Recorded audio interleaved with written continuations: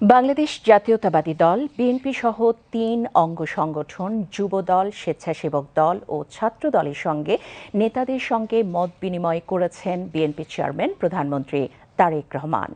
আজ রাজধানীর ফার্মগেটে কৃষিবিদ ইনস্টিটিউশন বাংলাদেশ মিলনায়তনে সবার আগে বাংলাদেশ স্লোগানকে ধারণ করে এই মত বিনিময় শুরু হয়েছে।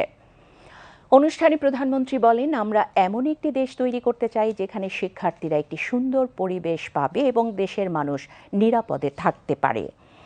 প্রধানমন্ত্রী বলেন, সরকার সর্বোচ্চ চেষ্টা দিয়ে নির্বাচনী ইশতেহার বাস্তবায়ন করবে। জনগণকে দেয়া নির্বাচনী প্রতিশ্রুতি বাস্তবায়নে দলীয় নেতাকর্মীদের সহযোগিতা চান বিএনপি চেয়ারম্যান ও প্রধানমন্ত্রী তারেক রহমান। একটি সুন্দর শিক্ষার পরিবেশ পাবে।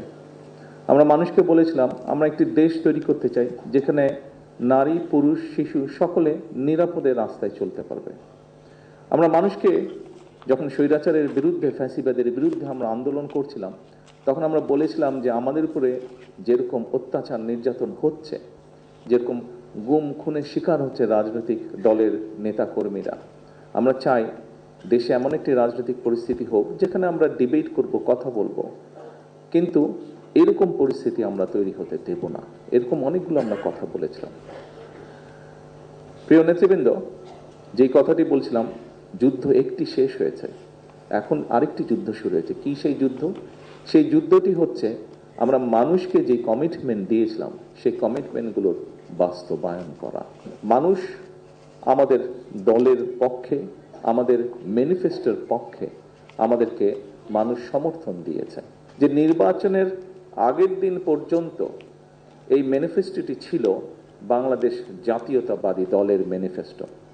নির্বাচন হয়ে যাওয়ার পরে এবং ফলাফল বের হবার পরে, আমরা বিশেষ করে সরকার গঠন করার পরে এই ম্যানিফেস্টোটি আমাদের সরকারের তথা বাংলাদেশের জনগণের ম্যানিফেস্টোতে পরিণত হয়েছে।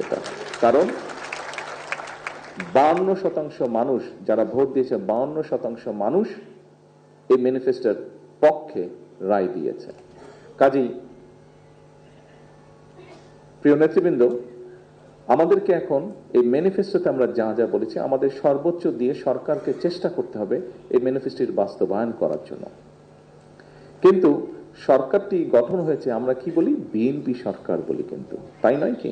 আমরা বলি বর্তমান সরকার বিএনপি সরকার, অর্থাৎ সরকার ঠিকই আছে কিন্তু বিএনপি সরকার। সেজন্য বিএনপি যদি সহযোগিতা না করে অনেক ক্ষেত্রেই সরকার সফল হতে পারবে না।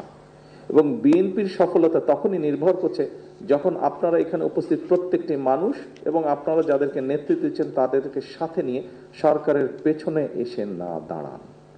তা এর বাইরেই হলে আমরা সরকারকে কাঙ্ক্ষিত লক্ষ্যে নিয়ে যেতে পারব না। সেজন্যই উপস্থিত সকল নেতৃবৃন্দ, আপনাদের সহযোগিতা প্রয়োজন। মতবিনিময় সভায় বিশেষ অতিথির বক্তব্য রাখেন বিএনপির মহাসচিব, স্থানীয় সরকার, পল্লী উন্নয়ন ও সমবায় মন্ত্রী মির্জা ফখরুল ইসলাম আলমগীর। সভায় সভাপতিত্ব করছেন বিএনপির সিনিয়র যুগ্ম মহাসচিব, প্রধানমন্ত্রীর রাজনৈতিক উপদেষ্টা অ্যাডভোকেট রুহুল কবির রিজভী।